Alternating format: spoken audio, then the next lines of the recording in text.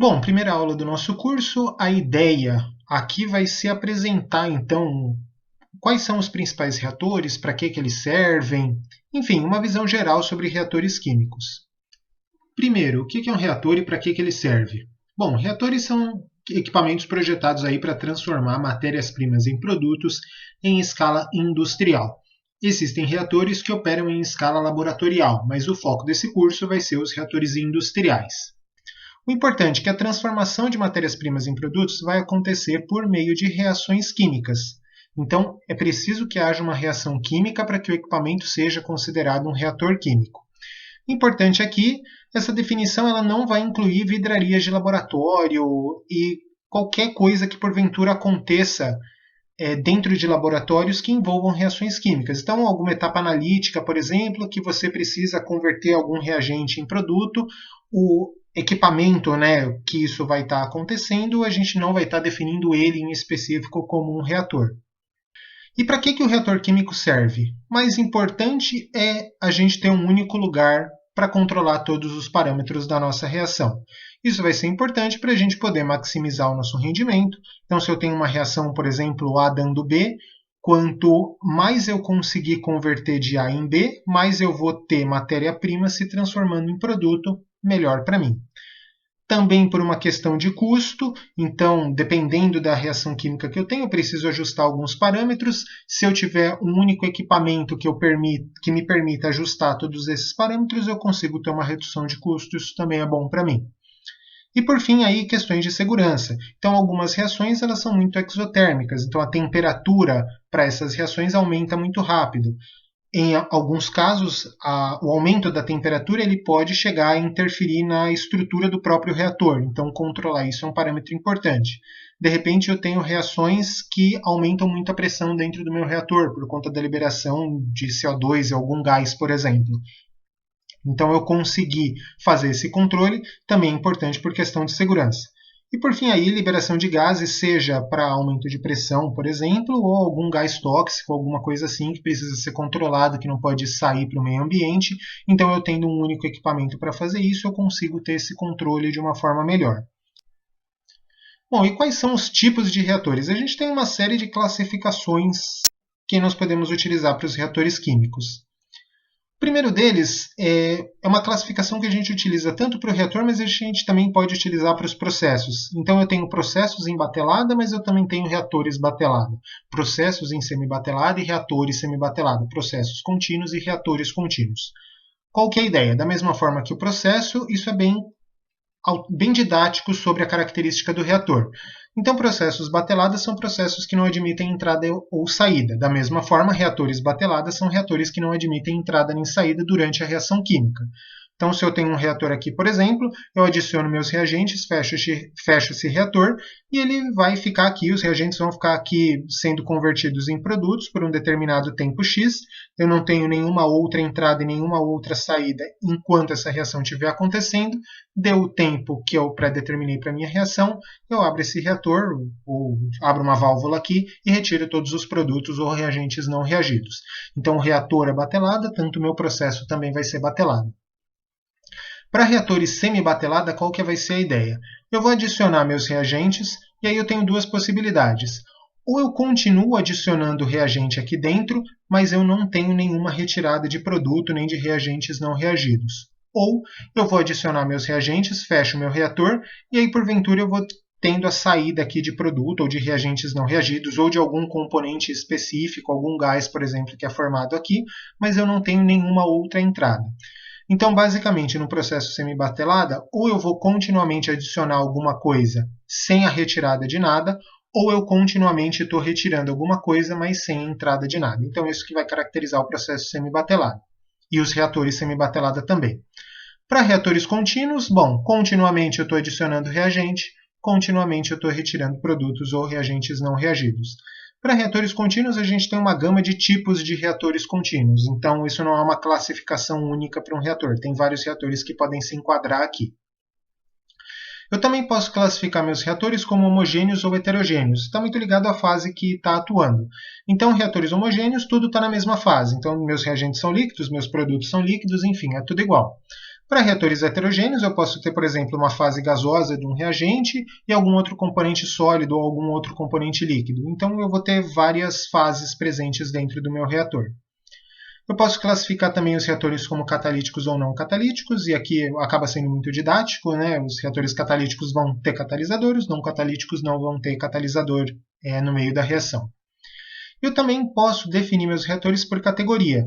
Então, os reatores do tipo batelada, e eu tenho uma série de tipos de reatores que se enquadram na categoria de reatores contínuos. Então, mistura perfeita, que é o CSTR, o pistonado, que é o PFR, leito fixo, que é o PBR, e tenho também aí outros que são menos comuns de serem vistos em muitos cursos, mas eles também acabam sendo importantes, que são os reatores de leito fluidizado, de transporte ascendente, enfim, você tem uma infinidade de outros tipos.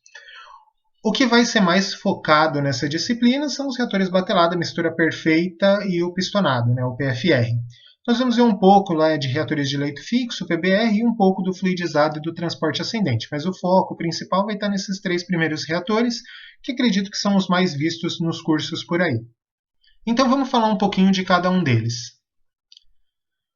Eu coloquei aqui reatores batelada e reatores CSTR porque, embora a forma como a reação aconteça, né, as características do reator elas sejam diferentes, o equipamento ele pode ser exatamente o mesmo. Então, nos dois casos, tanto o reator batelada quanto o CSTR, eu vou ter um tanque. Esse tanque vai ter uma determinada agitação aqui. Então, eu tenho um agitador e ele vai ficar agitando a minha mistura aqui dentro do reator químico. Para o caso do reator batelada, assim como o processo batelada, eu adiciono meu reagente, fecho meu reator e ele fica agitando aqui por um tempo pré-determinado antes de eu abrir e retirar os meus produtos. No caso do CSTR, eu continuamente vou alimentar reagentes nesse meu reator e continuamente vou tirar produtos ou reagentes não reagidos desse reator. Mas eu posso aproveitar o equipamento aí com suas devidas modificações para um processo ou outro, para um tipo de processo ou outro tipo de processo, se batelado ou se contínuo, eu posso aproveitar o mesmo tipo de reator. Eles têm industrialmente uma cara mais ou menos assim. São basicamente um tanque com agitação e eu posso ter aqui diferentes locais para entrada, diferentes locais para saída de produtos ou de reagentes não reagidos. Eu posso ter esses reatores também encamisados.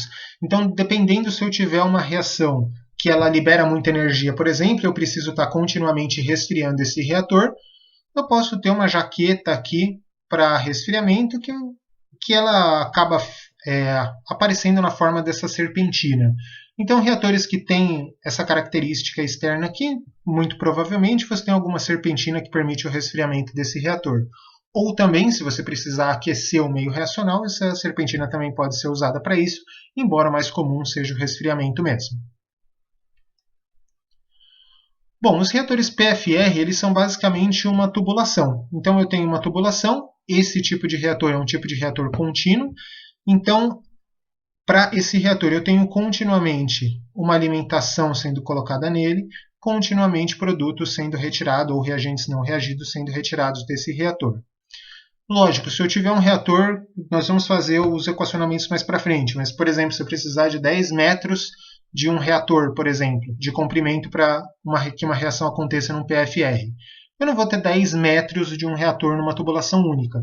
Eu posso ter um sistema parecido com esse aqui. Então, são várias tubulações de 1 metro, meio metro, enfim, e elas são acopladas de forma a ficar um equipamento mais compacto. De maneira geral, para reatores contínuos, os que obtêm a melhor conversão por unidade de volume acabam sendo os reatores PFR, se a gente compara com o CSTR, por exemplo. Eu também tenho os reatores do tipo PBR. Os reatores do tipo PBR eles são muito parecidos, mas eu vou ter dentro desse meu reator um leito que é um leito fixo. Esse meu leito fixo ele pode ser formado de várias formas, aqui é só um exemplo, né? Então eu tenho algumas partículas que estão aqui dentro, e os meus reagentes, conforme eles vão andando ao longo do meu reator, conforme eles vão passando pelo reator, eles vão entrando em contato aqui com esse leito. Esse leito, por exemplo, pode ter algum catalisador impregnado na sua superfície, isso acaba acelerando a velocidade da minha reação. Então, de maneira geral, pensando somente em termos de conversão, de transformar meus reagentes em produtos, eu tenho aqui uma melhor conversão, se porventura esse meu leito aqui tiver algum catalisador sobre a sua superfície. A grande particularidade é que, embora eu possa até melhorar a conversão, eu tenho aí uma série de problemas relacionados ao escoamento que meus reagentes vão estar fazendo nesse meu reator. Como eu tenho uma série de partículas aqui dentro, eu posso ter caminhos preferenciais sendo gerados, eu posso ter variações nas velocidades em cada um dos trechos, eu tenho uma maior perda de pressão ao longo do reator, então, embora eu ganhe num determinado aspecto de conversão, eu tenho que tomar cuidado com outros aspectos que, porventura, podem estar atrapalhando aqui a minha reação. Menos estudados, mas ainda assim muito importantes, eu tenho os reatores fluidizados. Então, eles têm várias configurações possíveis, tá? Mas qual que é a ideia? Eu vou estar alimentando uma determinada quantidade de reagentes, por exemplo, pela base do meu reator, e aqui dentro eu vou ter um leito de partículas, só que esse leito vai fluidizar. Então, diferente do meu reator de leito fixo, PBR, que as partículas que eu tenho dentro do reator elas ficam paradas conforme o meu reagente vai passando, aqui eu vou ter uma série de partículas que, conforme meus reagentes forem passando, elas vão acabar se mexendo um pouco. A cara desse tipo de reator, também ele tem várias caras, mas seria alguma coisa parecida com isso aqui. Então eu tenho aqui dentro desse equipamento o meu leito fluidizado, esse meu leito fica se mexendo aqui conforme a minha corrente de gás vai passando, ou de fluido, enfim, vai passando por esse reator. As vantagens aqui é que, por eu ter um leito fluidizado, em teoria eu tenho uma área de contato maior entre meus reagentes e as minhas partículas que formam esse meu leito. Então, se eu pensar em termos de catalisadores, ou se eu pensar em termos de transferência de massa ou transferência de energia mesmo, em teoria esse reator acaba sendo mais eficiente do que os reatores PBR, por exemplo. Por fim, também menos estudado, mas ainda muito importante, a gente tem os reatores de transporte ascendente. Qual que é a ideia? Os reatores com leito fluidizado, a gente acaba sempre tendo um problema quando o leito fluidiza. É que eu tenho que controlar a vazão dos meus reagentes que estão passando por esse meu leito. Porque a vazão não pode ser muito baixa, porque se ela for muito baixa, o meu leito vai ficar fixo, ele não vai fluidizar. Se a minha velocidade, a minha vazão for muito alta, ela vai acabar arrastando as partículas que formam o meu leito. Então eu tenho uma faixa de vazão, de velocidade que eu preciso trabalhar para que eu tenha um leito fluidizado. Dependendo do processo, eu posso desencanar com o fato de ter um leito fluidizado, aceitar que as minhas partículas vão ser arrastadas, e aí eu faço todo um sistema para a recuperação desse meu catalisador ou dessas minhas partículas que são arrastadas. Na grande maioria dos casos, essas partículas são de catalisadores, né?